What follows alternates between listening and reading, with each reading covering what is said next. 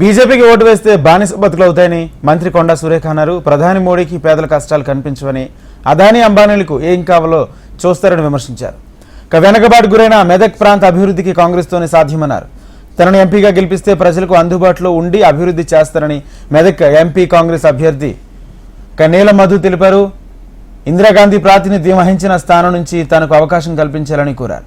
సంగారెడ్డిలో సిపిఎం విస్తృత స్థాయి సమావేశం జిల్లా కార్యదర్శి గొల్లపల్లి జయరాజ్ అధ్యక్షతన జరిగింది. ఇందిరాగాంధీ పెట్టిన కంపెనీలలో వందలాది కుటుంబాలు పనిచేస్తూ ఈ రోజు వరకు కూడా వాళ్ళు బతుకుతున్నారు. మరి వాళ్ళకు జీవితాన్ని ఇచ్చింది, వాళ్ళ పిల్లలకు చదువులకు జీవితాన్ని ఇచ్చింది.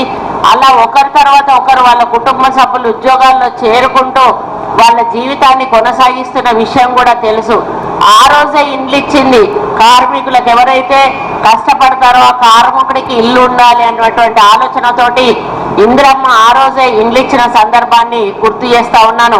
కేవలం మీకే కాదు, నిరుపేదలే అనేవాడికి నీడ ఉండాలి అని చెప్పి ఎస్సీ ఎస్టీలకు కాలనీలు కట్టించి మరి వాళ్లకు ఇండ్లు ఇచ్చిన ఘనత ఏదన్నా ఉంది అంటే అది ఇందిరాగాంధీ ప్రధానమంత్రిగా ఉన్నప్పుడు చేసినటువంటిది. ఇంకా ఆ తర్వాత మనకు తెలుసు రాజీవ్ గాంధీ గారి పాలన కూడా చాలా మరి ప్రజలకు అనుకూలంగా నిరుపేదల సంక్షేమమే ధ్యేయంగా ముందుకు పోయిన విషయం కూడా మనందరికీ కూడా తెలుసు. మన దేశం మనం కాపాడుకోవాల్సిన రోజు వచ్చింది. ఎందుకంటే బీజేపీ ప్రభుత్వం గత 10 ఏళ్ల నుంచి దేశంలో అధికారంలో ఉంది.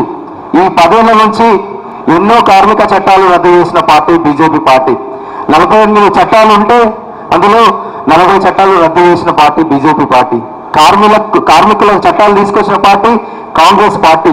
కార్మికులకు అండగా ఉండే పార్టీ కాంగ్రెస్ పార్టీ. ఈరోజు మా మేనిఫెస్టోలో కూడా తూర్పుగూడలో మేనిఫెస్టో పెట్టిన దాంట్లో కూడా కార్మికుల గురించి కార్మిక న్యాయం అని చెప్పి చట్టం తీసుకొచ్చి మేనిఫెస్టో గ్యారంటీ పెట్టింది రాహుల్ గాంధీ గారు.